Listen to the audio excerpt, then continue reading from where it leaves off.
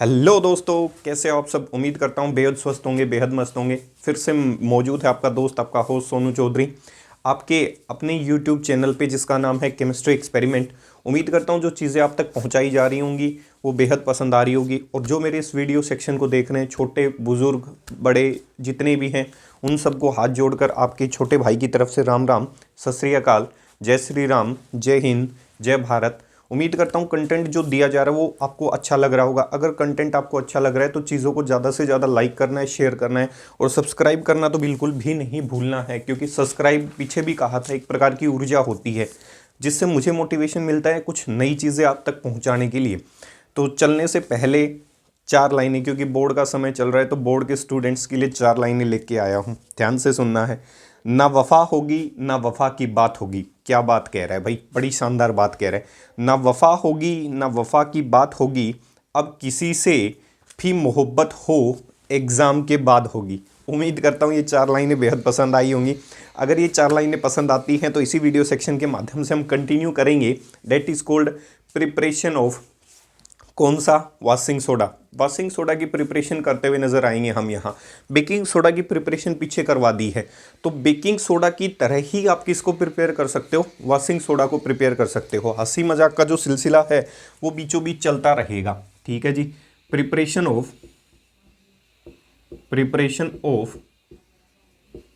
Washing soda, किसकी preparation करनी है भाई, अब की बार वॉशिंग सोडा की प्रिपरेशन करनी है, सही है। उम्मीद करता हूँ चीज़ यहाँ तक क्लियर हो गई होगी। वॉशिंग सोडा जो होता है उसका जो केमिकल नेम होता है, केमिकल नेम, क्या नेम भाई, केमिकल नेम, उसका केमिकल नेम होता है sodium carbonate, sodium carbonate decahydrate. ये इसका केमिकल नेम होता है भाई। डेका का मतलब 10, हाइड्रेट मतलब पानी।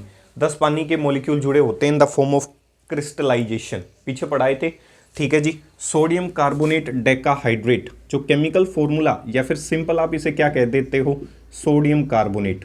आज ये क्लियर करेंगे कि सोडियम कार्बोनेट और सोडियम डेका कार्बोनेट में फ़र्क क्या है। पढ़ाने को क्लासेस में और स्कूल में यही पढ़ा दिया जाता है कि सोडियम कार्बोनेट रहा होगा, आज इस चीज़ को क्लियरिफाई कर देंगे। केमिकल जो फॉर्मूला होता है, केमिकल फॉर्मूला, केमिकल फॉर्मूला जो है वो क्या होता है भाई, सीधा सा है chemical formula Na2CO3 dot 10H2, सही है, ठीक है। पढ़ाने को इसको ऐसे भी पढ़ा दिया जाता है काम चलाने के लिए, Na2CO3। काम चलाने की अगर बात आई तो आप इस तरीके से भी इस चीज़ को यूज़ करके क्या चला सकते हो, काम चला सकते हो। उम्मीद करता हूँ यहाँ तक चीज़ें क्लियर हो गई होंगी। आज क्लियरिफाई करेंगे कि इन चीज़ों को सेपरेट किस तरीके से आप आसानी से क्या कर सकते हो, लिख सकते हो, ठीक है जी। अब करते हैं आगे कंटिन्यू, देखते हैं कि क्या क्या चीज़ें अपने को इस सेक्शन में देखने को मिलेंगी, क्या क्या नई नई चीज़ें आपको सीखने को मिलेंगी, ठीक है। चलते हैं, कंटिन्यू करते हैं। अब इस चीज़ को ध्यान से सुनना है, चीज़ों को किस तरीके से काम करती हुई नजर आएंगी। देखो सबसे पहले जो इंपॉर्टेंट चीज़ है, तो सबसे पहले हमेशा की तरह हम करेंगे प्रिपरेशन।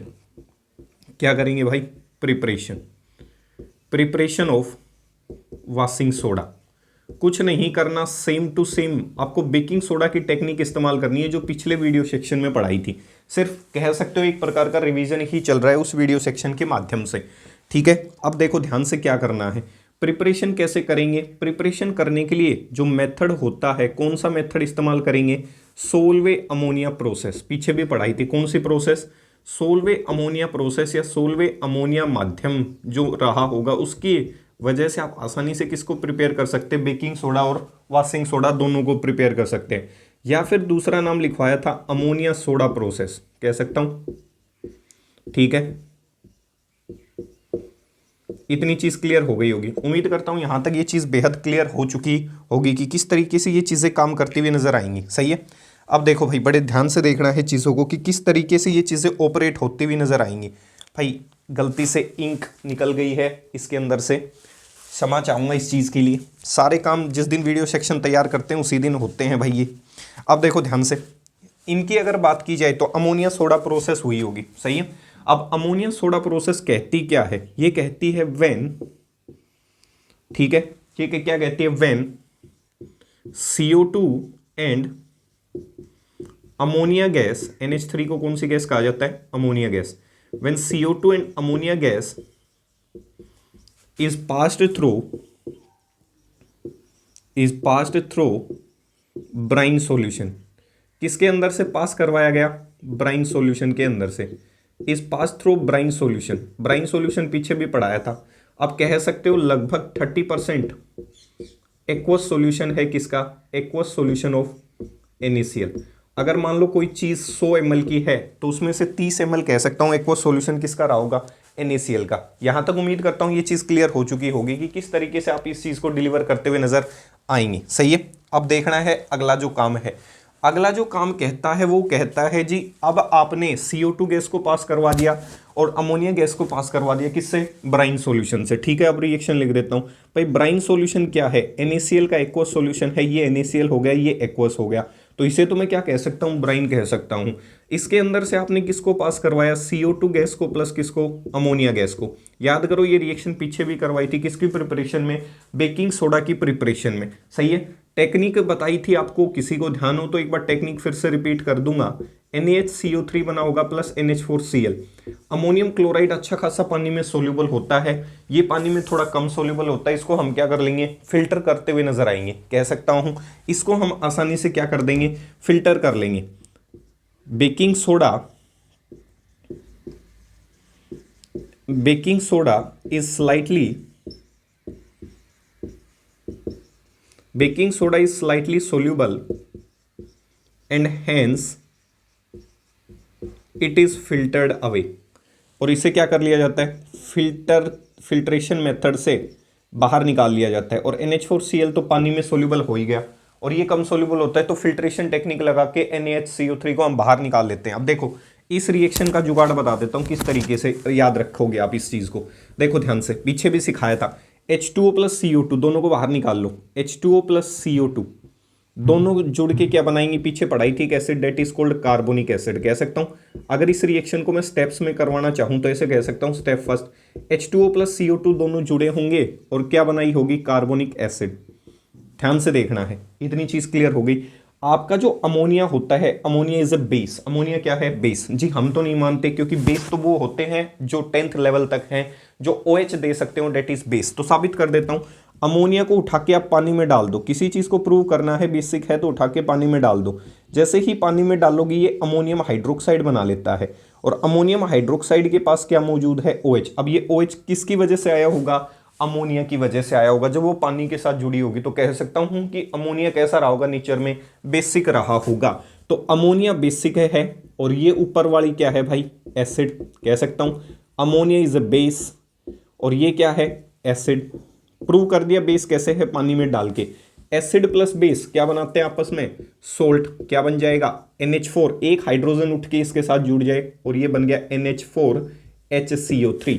सही है। अब स्टेप नंबर 3, इसको किसके साथ ट्रीट कर दिया? आपके NaCl के साथ, क्योंकि सारे कंपोनेंट यूज हो चुके हैं, सिर्फ एक NaCl ही बचा हुआ है। तो NaCl प्लस NH4HCO3 ये इसके साथ कंबाइन हो जाए और किसकी फॉर्मेशन कर दे? NH4Cl plus NaHCO3। नीचे की जो कहानी लिखी थी एक लाइन में, उसका मैकेनिज्म ये है कि इस मैकेनिज्म के माध्यम से आप उस चीज को क्या कर सकते हो? ध्यान रख सकते हो। रट्टा नहीं मारना, इसीलिए आपको हर स्टेप को खोल खोल के दिखाया कि किस तरीके से आप इस प्रोडक्ट को क्या कर सकते हो? ध्यान रख सकते हो। रट्टा मारने का कोई कार्यक्रम नहीं करना भाई। ठीक है। अब ये NaHCO3 बन चुका, ये कम सोल्यूबल होता है, इसको फिल्टर कर लिया। उम्मीद करता हूं यहां तक ये चीज क्लियर हो गई होगी। ठीक है भाई। अब ये NaHCO3 जो भी बना इसको हमने फिल्टर कर लिया। ठीक है। इसके बाद मिटा दो ऊपर वाला जो स्टेप है, क्लियर हो गया होगा। इसके बाद जो स्टेप नंबर 2 आता है, मेजर स्टेप, जो NaHCO3 बना है, व्हेन NaHCO3 जिसे हमने क्या कहा था? बेकिंग पाउडर कहा था या बेकिंग सोडा कहा था। When NaHCO3 is heated, heat करेंगे, it will decompose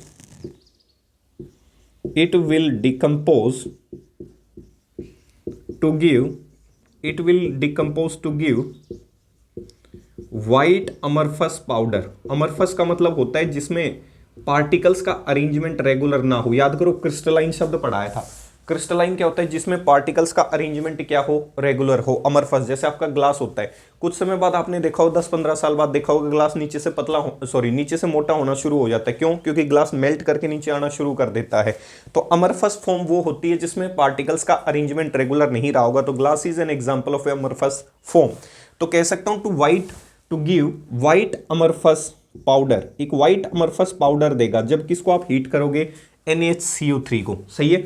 उस व्हाइट अमरफस पाउडर को, white amorphous powder named as, उसे किस नाम से जाना जाता है, सोडा एस। तो याद रखना है रंग कैसा रहा होगा सोडा एस का, व्हाइट अमरफस पाउडर रहा होगा। हीट कर दो NaCO3 को। जैसे ही आपने इसको हीट किया, याद करो ये पीछे भी पढ़ाई थी, जब क्या बनाया था, केक बनाया था। प्रोडक्ट क्या बना था, Na2CO3 प्लस प्रोडक्ट बना होगा H2O प्लस क्या बना होगा, CO2। मुझे तो सिर्फ क्या प्रिपेयर करना है, वॉशिंग सोडा। साथ में क्या बन रहा है उससे मुझे कोई मतलब नहीं है।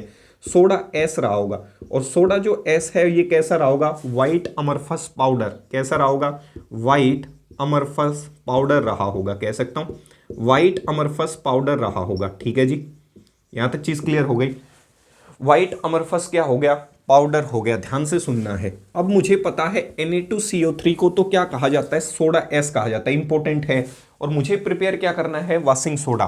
तो स्टेप नंबर 3, इस सोडा एस को उठा के पानी में डाल दिया जाता है। सही है। और कुछ समय तक इस सॉल्यूशन को कूल, ठंडा होने के लिए रखा जाता है। तो इसका मतलब जब इस सॉल्यूशन को उठा के पानी में डाला कूल करने के लिए, तो कुछ एक वाटर मॉलिक्यूल इसके साथ क्या कर जाते हैं, क्रिस्टलाइज कर जाते हैं, चिपक जाते हैं, जिसकी वजह से किसकी प्रिपरेशन हो जाती है, आपके वॉशिंग सोडा की। When Na2CO3 is put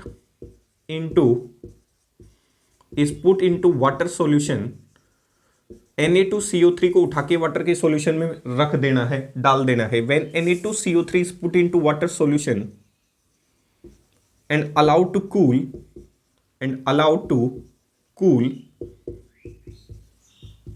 it will allow water molecule to attach with it। ये वाटर मॉलिक्यूल को अलाउ कर देता है अपने साथ जुड़ने के लिए। Na2CO3 था, आपने गर्म किया होगा, गर्म करते वक्त ये भी निकला होगा। सही है। जैसे ही आपने गर्म किया Na2CO3 को, ये तैयार है। इस Na2CO3 को उठा के पानी में डाल दो और कुछ समय के लिए इसको ठंडा होने दो। जैसे ये ठंडा हुआ होगा, कुछ वाटर मॉलिक्यूल इसके साथ जाके क्या कर जाएंगे, स्टिक कर जाएंगे। ये था आपका सोडा एस जो गर्म हो रखा था। इसको उठा के आपने किस में डाल दिया, पानी के अंदर, और कुछ एक वाटर मॉलिक्यूल को अलाउ कर देता है ये अपने साथ जुड़ने के लिए।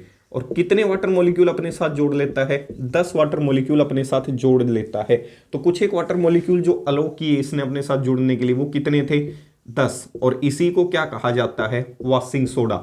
Na2CO3 को तो सोडा एस के नाम से जाना जाता है, जो व्हाइट अमरफस पाउडर होता है। जब वो गर्म हो चुका होगा, उसको उठा के पानी में डाल दिया, कुछ समय के लिए उसको कूल करने दिया। कूल होने के बाद कुछ एक वाटर मॉलिक्यूल को ये अलाउ करता है अपने साथ जुड़ने के लिए। कितने वाटर मॉलिक्यूल इसके साथ जुड़ जाएंगे, 10। सही है। उम्मीद करता हूं यहां तक ये सेक्शन क्लियर हो गया होगा। अगर मैं इसमें पूछूं नंबर ऑफ वाटर मॉलिक्यूल कितने मौजूद हैं, या वाटर ऑफ क्रिस्टलाइजेशन इसमें कितने हैं, तो वाटर ऑफ क्रिस्टलाइजेशन क्या कहता है, एक मॉलिक्यूल में कितने नंबर वाटर के जुड़े हुए हैं, कितने मॉलिक्यूल पानी के जुड़े हुए हैं। एक फॉर्मूला यूनिट के अंदर पानी के पाए जाने वाले मॉलिक्यूल की संख्या कितनी रही होगी, तो water of crystallization washing soda में कितने रहे होंगे, 10 रहे होंगे। एक मॉलिक्यूल में कितने पानी के कणों की संभावना है पाए जाने की, that is called water of crystallization. कह सकता हूं number of water molecule present in one formula unit. एक फॉर्मूला यूनिट के अंदर कितने वाटर के कण मौजूद हैं, that is water of crystallization. तो इसका वाटर ऑफ क्रिस्टलाइजेशन कितना हो गया, 10। उम्मीद करता हूं यहां तक ये चीज क्लियर हो गई होगी। सिर्फ क्या करना है, सोल्वे अमोनिया प्रोसेस में तो हमने बेकिंग सोडा को बनाकर रख दिया था। सही है। अब की बार क्या करना है, उसको हीट करना है, जो गर्म है उठा के पानी में डाल देना है, कुछ समय के लिए ठंडा होने के लिए रख देना है। कुछ वाटर मॉलिक्यूल उसके साथ जुड़ जाएंगे और किसकी फॉर्मेशन कर देंगे, वॉशिंग सोडा की प्रिपरेशन आसानी से क्या करते हुए नजर आएंगे, फॉर्म करते हुए नजर आएंगे। ठीक है जी। उम्मीद करता हूं यहां तक ये चीज क्लियर हो गई होगी। सही है।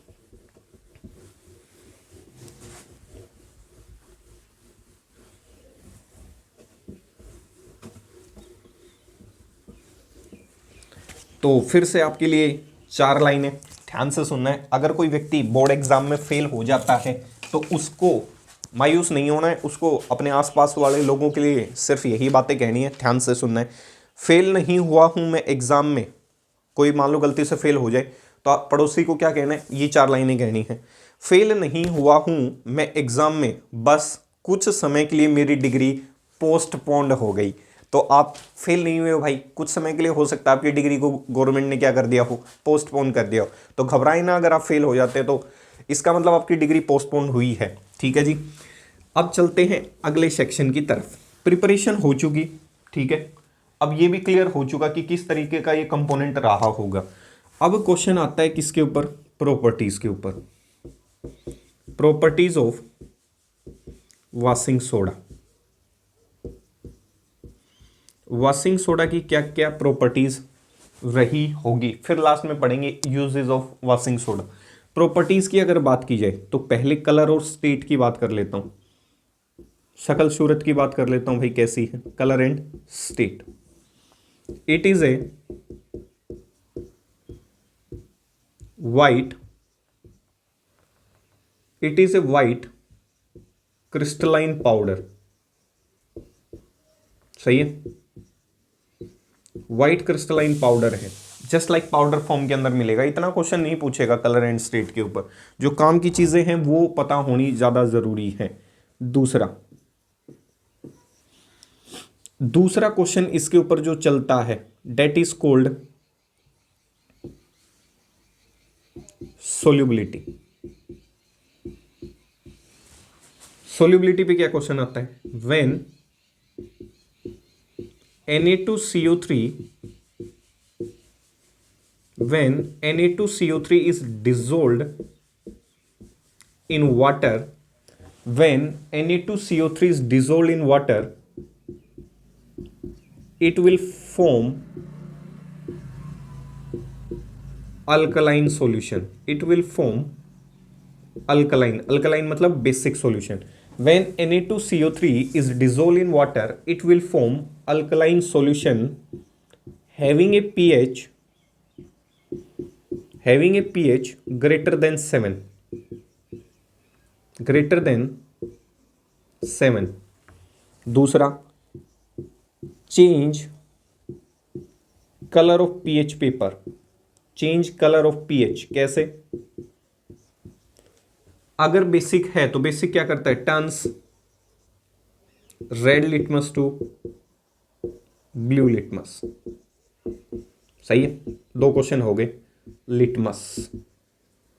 अब देखो ये क्या कह रहा है, सोल्यूबिलिटी के आधार पे ये ठीक ठाक सोल्यूबल होता है। ठीक है, इसको उठा के आपने किस में डाल दिया, पानी के अंदर, तो इसका जो सॉल्यूशन होता है वो कैसा होता है, बेसिक नेचर का होता है। और जो सॉल्यूशन बेसिक होते हैं, आपको पीएच स्केल पढ़ाया था, उसकी वैल्यू 7 से ज़्यादा होती है। सही है, और जब पीएच के साथ उसका टेस्ट करने की कोशिश करेंगे तो आपका एसिड तो क्या करती है, ब्लू लिटमस को रेड में, बेस क्या करेगा, red litmus to blue litmus में कन्वर्ट कर देगा। साबित कर देता हूँ क्या इसका सॉल्यूशन एसिड बेसिक है या नहीं। देखो ये आपका क्या रहा होगा, वॉशिंग सोडा मान लेता हूँ। सही है, ये आपका वॉशिंग सोडा है, इसको उठा के पानी में डाल दिया, साल्ट हाइड्रोलिसिस याद आई होगी। ये किस में कन्वर्ट हो गया, NaOH प्लस H2CO3 के अंदर। सही है, NaOH कैसा होता है, स्ट्रॉन्ग बेस, पीछे पढ़ा चुका भाई। साल्ट हाइड्रोलिसिस करके उसके सॉल्यूशन के बारे में पता करना है और कुछ नहीं करना। ये क्या है, वीक एसिड। सही है, और मैंने कहा था जीवन में हमेशा किसकी चलेगी, स्ट्रॉन्ग की। तो strong base plus weak acid हमेशा किसकी चलेगी, स्ट्रॉन्ग की। तो आंसर कैसा होगा, याद रखने का जुगाड़ सिखाया था, बेसिक सॉल्यूशन। सॉरी भाई, क्षमा चाहूंगा इस चीज के लिए। सॉल्यूशन कैसा रहा होगा, बेसिक, और बेसिक सॉल्यूशन की पीएच कितने से ज्यादा होती है, 7 से।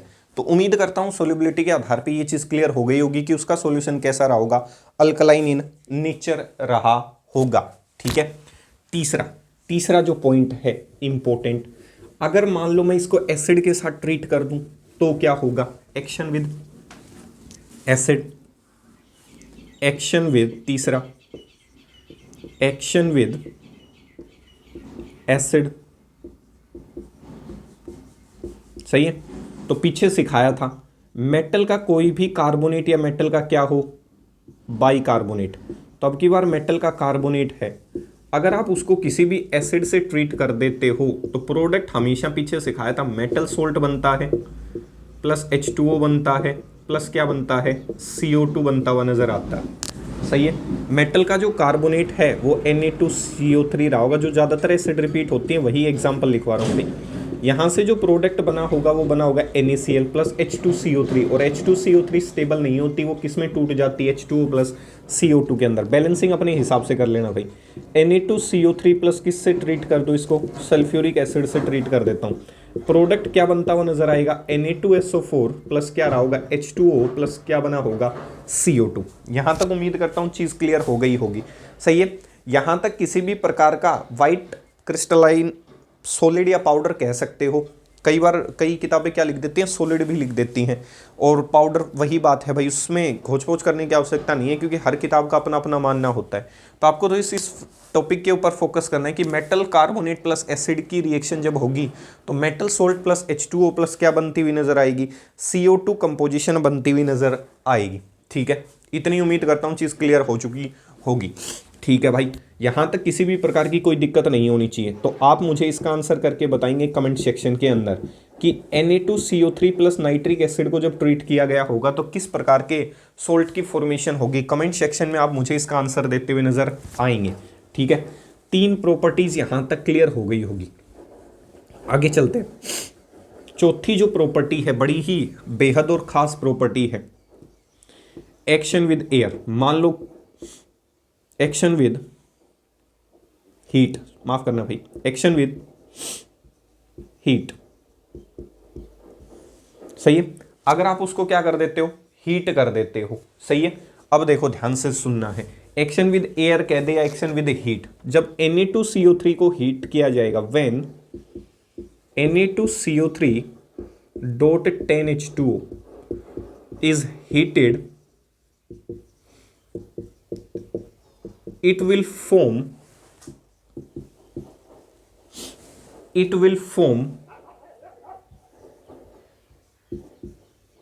two products, that is washing soda exist in two forms। Na2CO3 को जैसे ही आप हीट करोगे तो वो 2 अलग अलग प्रोडक्ट्स बनाता हुआ नजर आएगा। 2 अलग अलग प्रोडक्ट, मतलब वॉशिंग सोडा 2 अलग अलग फॉर्म में एग्जिस्ट करेगा। वॉशिंग जो सोडा है, washing soda exist in 2 form. ध्यान रखना है, बड़ा इंपॉर्टेंट क्वेश्चन है। वॉशिंग सोडा 2 फॉर्म में एग्जिस्ट करता है। वॉशिंग सोडा है क्या, Na2CO3 डॉट 10H2O। ये 2 फॉर्म में एग्जिस्ट करता है। कैसे, पहली जो फॉर्म होती है that is cold Na2CO3 dot H2O। इसका मतलब क्या कह सकता हूं, सोडियम कार्बोनेट मोनोहाइड्रेट। सही है। आपका जो वॉशिंग सोडा है वो 2 फॉर्म में एग्जिस्ट करता है। कैसे, यहां से 9 वाटर मॉलिक्यूल निकल जाएंगे वेपर की फॉर्म में, 1 वाटर मॉलिक्यूल रह जाएगा। दूसरी पॉसिबिलिटी हो सकती है सारे के सारे वाटर मॉलिक्यूल निकल जाएं, डेट इज कोल्ड, सही है, सोडियम कार्बोनेट, जिसे आपने क्या कहा था, सोडा एस कहा था। सही है, सोडा एस। तो इसका मतलब आपका जो वॉशिंग सोडा है वो 2 फॉर्म में एग्जिस्ट कर सकता है, एक तो सोडा एस की फॉर्म में और एक सोडियम कार्बोनेट मोनोहाइड्रेट की फॉर्म में। तो अब आपने कहा कि इसको हीट करना है। जैसे ही आप इसको हीट करोगे, ध्यान से देखना है, Na2CO3 को केस फर्स्ट, जैसे ही आपने इसको हीट किया, मान लेता हूं लिमिटेड मात्रा के अंदर आपने इसको हीट किया। सही है। हीट करते ही यहां से कुछ एक वाटर मॉलिक्यूल निकल जाएंगे, Na2CO3 dot H2O plus 9H2O यहां से निकल जाएंगे वेपर की फॉर्म में। 9H2O किसकी फॉर्म में निकल जाएंगे, वाटर वेपर की फॉर्म में यहां से बाहर निकलते हुए नजर आएंगे। और इसका नाम अभी अभी लिखवाया सोडियम कार्बोनेट मोनोहाइड्रेट। तो पहला प्रोडक्ट ये बन सकता है। सही है। हीटिंग अगर एक्सेस में कर रहा है, केस नंबर 2, अगर हीट कर दिया, सही है, अधिक मात्रा में लगातार ही आप मान लो रुक ही नहीं रहे, लगातार ही उसको हीट कर दिया, एक्सेस हीट, तो सारे के सारे वाटर मॉलिक्यूल यहां से निकलते हुए नजर आएंगे। 10 के 10 वाटर मॉलिक्यूल जो क्रिस्टलाइजेशन के जुड़े हुए थे, Na2CO3 प्लस डॉट क्या हो जाएंगे, 10H2O। तो इसका मतलब मैं कह सकता हूं कि अगर आपने लिमिटेड हीटिंग की है तो आपके Na2CO3.10H2O से 9 वाटर मॉलिक्यूल निकल जाएंगे और एक वाटर मॉलिक्यूल उसमें रह जाएगा। एक्सेस हीटिंग कर दी तो 10 के 10 वाटर मॉलिक्यूल वहां से निकल जाएंगे और किसकी फॉर्मेशन कर देंगे, सोडा एस की। सही है भाई, ये था हीटिंग का प्रोसीजर कि अगर आप इस चीज को हीट करते हुए नजर आते हैं तो किस प्रकार की कंपोजिशन को वो क्या कर सकता है, तैयार कर सकता है। ठीक है, उम्मीद करता हूं यहां तक ये चीज बेहद क्लियर हो चुकी होगी। इसके बाद और कहां कहां आप इसका इस्तेमाल कर सकते हैं, और आप इसका इस्तेमाल कर सकते हैं रिमूविंग हार्डनेस फ्रॉम, रिमूविंग, ये आया हुआ क्वेश्चन है भाई सीबीएसई का, removing permanent hardness from water, permanent hardness from water. Water से परमानेंट हार्डनेस रिमूव करने के काम आता है। अब ये परमानेंट और टेम्परेरी हार्डनेस क्या है, टेम्परेरी हार्डनेस होती है बाइकार्बोनेट की वजह से पानी के अंदर, और परमानेंट जो हार्डनेस होती है वो कैल्शियम के क्लोराइड या सल्फेट, मैग्नीशियम के क्लोराइड या मैग्नीशियम के सल्फेट की वजह से होती है। तो कई बार क्वेश्चन पूछ लेता है परमानेंट हार्डनेस है किसकी वजह से, permanent hardness, permanent hardness present in water, permanent hardness present in water is due to the presence of impurities, is due to the presence of impurities of calcium chloride, calcium sulfate, magnesium chloride, magnesium sulfate present in water. इनकी वजह से permanent hardness मौजूद होती है। पहले syllabus में हुआ करता था आयन एक्सचेंज मेथड, आयंस की अदला बदली हो जाती है जिसकी वजह से परमानेंट हार्डनेस को आप रिमूव कर सकते हैं आसानी से। तो इसका मतलब मैं क्या कह सकता हूँ, आपका कैल्शियम सल्फेट रहा होगा, उसके साथ मैं किसको रिएक्ट करवा दूँ, Na2CO3 को, क्या प्रोडक्ट बना लेगा, Na2SO4 प्लस कैल्शियम कार्बोनेट। और कैल्शियम जो कार्बोनेट होते हैं ये पीपीटी की फॉर्म में नीचे सेटल डाउन हो जाते हैं, पानी में सोल्यूबल नहीं होते। इसका मतलब ये कम क्या होते हैं, लेस सोल्यूबल। तो ये आराम से मैं कह सकता हूँ ये नीचे क्या कर जाएंगे, सेटल डाउन कर जाएंगे। इसका मतलब सल्फेट जो इम्प्योरिटीज थी उनको रिमूव कर दिया गया इस फॉर्म के अंदर। अगर क्लोराइड की इम्प्योरिटीज है तो उसको भी कार्बोनेट की फॉर्म में क्या कर दिया जाएगा, रिमूव कर दिया जाएगा। तो product NaCl, NaCl is highly soluble in component, और कैल्शियम कार्बोनेट लेस सोल्यूबल होता है, उसके पीपीटी नीचे सेटल डाउन हो जाएंगे। ऐसे ही आंसर किसके लिए रहा होगा, मैग्नीशियम क्लोराइड के लिए, और मैग्नीशियम किसके लिए, सल्फेट के लिए। तो उम्मीद करता हूं कि परमानेंट हार्डनेस किस तरीके से रिमूव कर सकता है, तो परमानेंट हार्डनेस ये कार्बोनेट की फॉर्म में रिमूव कर देता है। किस फॉर्म में रिमूव कर देता है भाई, कार्बोनेट की फॉर्म में रिमूव करता हुआ नजर आएगा। MgCO3, MgCO3 सही है, 2NaCl प्लस Na2SO4। बैलेंसिंग अपने बाद में देख लेना भाई। Na2SO4 कह सकता हूं ये जो कार्बोनेट्स बने हैं ये सारे के सारे पानी में कम सोल्यूबल होते हैं। इसका मतलब इंप्योरिटीज जो मौजूद थी वो आसानी से कार्बोनेट की फॉर्म में रिमूव कर दी जाएंगी, किसके द्वारा, आपके वाशिंग सोडा के द्वारा। जो परमानेंट इंप्योरिटीज थी क्लोराइड और सल्फेट की वजह से, उस चीज को भी आप आसानी से क्या कर सकते हो, रिमूव कर सकते हो। तो उम्मीद करता हूं यहां तक ये चीज क्लियर हो गई होगी कि किस तरीके से आपको वॉशिंग सोडा का यूज करना है। ठीक है जी, अब चलते हैं अगले सेक्शन की तरफ, that is the last not the least, कि कहां कहां आपने इस चीज को क्या किया होगा, यूज किया होगा। भाई प्रॉपर्टीज पढ़ने के बाद इंपॉर्टेंट चीजें होती हैं कि आप इसको कहां कहां क्या कर सकते हो, यूज कर सकते हो। भाई बिल्कुल बारीक से बारीक एनसीईआरटी का एक एक पॉइंट क्लियर करवा दिया गया है। उम्मीद करता हूं चीज पसंद आ रही होगी आपको। यूजेस ऑफ वॉशिंग सोडा, कहां कहां इसको यूज कर सकते हैं। तो पहला नाम से ही पता चल रहा है, वॉशिंग सोडा मतलब धोने वाला जो सोडा है, सही है, लॉन्ड्रीज के अंदर इस्तेमाल कर सकते हैं। तो इसका मतलब ये क्या काम आएगा, it is used to remove, it is used to remove dirt और grease, it is used to remove dirt और grease stain from clothes, that's why it is called as washing soda. इसी कारणवश इसे क्या कहा जाता है, वॉशिंग सोडा, मतलब धोने के काम आता है। गंदगी को हटाने के लिए, मान लो कोई दाग धब्बे गिर गए, उसको हटाने के लिए आप किसका इस्तेमाल कर सकते हो, वॉशिंग सोडा का, मतलब धोने का जो सोडा होगा डेट इज वॉशिंग सोडा। दूसरा कहाँ यूज कर सकते हो, अभी भी नाम लिया, it is used in laundries, जहां आपका वॉशरमैन लेके जाता है, सही है, कपड़े धोने के लिए बड़ी बड़ी लॉन्ड्रीज मौजूद होते हैं, वहां भी किसका इस्तेमाल किया जाता है, वॉशिंग सोडा का। तीसरा कहाँ इस्तेमाल कर सकते हैं, it is used to manufacture का मतलब होता है बनाने के लिए, it is used to manufacture, क्या, सोप बनाने के लिए काम आ सकता है। It is used in manufacturing of soap बनाने के काम आ सकता है। बोरेक्स होता है Na2B4O7, सही है, Na2B4O7.10H2O, ये होता है borax. It is used to manufacture soap बनाने के काम आएगा, बोरेक्स बनाने के काम आएगा, ठीक है, ग्लासेस बनाने के काम आएगा, कह सकता हूं। एंड ऑल्सो यूज, सोप बनाएगा, बोरेक्स बनाएगा, ग्लास बनाएगा, soap, borax, glass, and also used in preparation of other chemicals, और दूसरे केमिकल की प्रिपरेशन में भी ये डायरेक्टली और इनडायरेक्टली मदद करेगा, लाइक कास्टिक सोडा की प्रिपरेशन में कहीं ना कहीं डायरेक्टली और इनडायरेक्टली यूज हो सकता है, सही है। आपका जो वॉशिंग पाउडर है, बेकिंग पाउडर है, उसमें डायरेक्टली इनडायरेक्टली कहीं ना कहीं ये यूज होता हुआ नजर आएगा, ठीक है।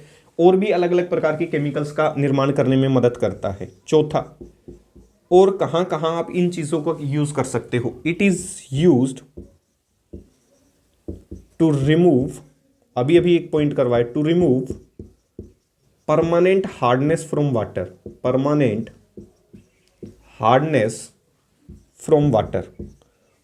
से परमानेंट हार्डनेस को भी रिमूव करने के लिए काम आएगा, ठीक है। इतनी चीज उम्मीद करता हूं ये चीज क्लियर हो चुकी होगी। लैब रिएजेंट तो है ही भाई, ये सब में चिपका देना। It is used as a lab reagent, सही है, और घरेलू उपयोग में भी आज काम आता है, घर में तो यूज करते हैं भाई। छठा, it is used for domestic purpose के लिए भी आप इसे यूज कर सकते हैं, ठीक है। ज्यादा कुछ यूजेस है नहीं इसमें, इसका मतलब हार्डनेस को रिमूव करने के काम आता है, लैब रिएजेंट होता है, लॉन्ड्रीज में इस्तेमाल किया जाता है, और कपड़े धोने के लिए इस्तेमाल किया जाता है, ठीक है। मैन्युफैक्चरिंग ऑफ सोप और बोरेक्स जब ये बड़ी क्लासेस में हो जाओगे तो अपने आप क्लियर हो जाएगा। तो ये कुछ एक आपको यूजेस ध्यान रखने किसके, वॉशिंग सोडा के। तो उम्मीद करता हूं ये सेक्शन यहां तक बेहद पसंद आया होगा।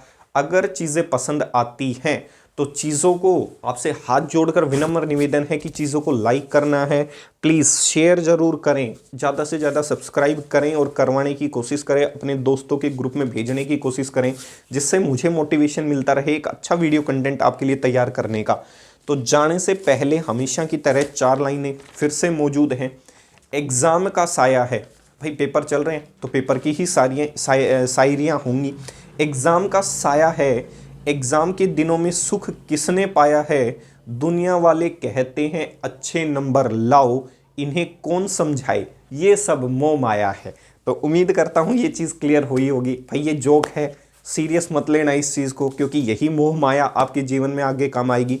तो उम्मीद करता हूँ वीडियो सेक्शन पसंद आया होगा। अगर पसंद आता है तो लाइक शेयर सब्सक्राइब करना नहीं भूलना। मिलते हैं अगले वीडियो सेक्शन में। आपका दोस्त, आपका होस्ट सोनू चौधरी अब आपसे विदा लेना चाहेगा। जय हिंद, जय भारत।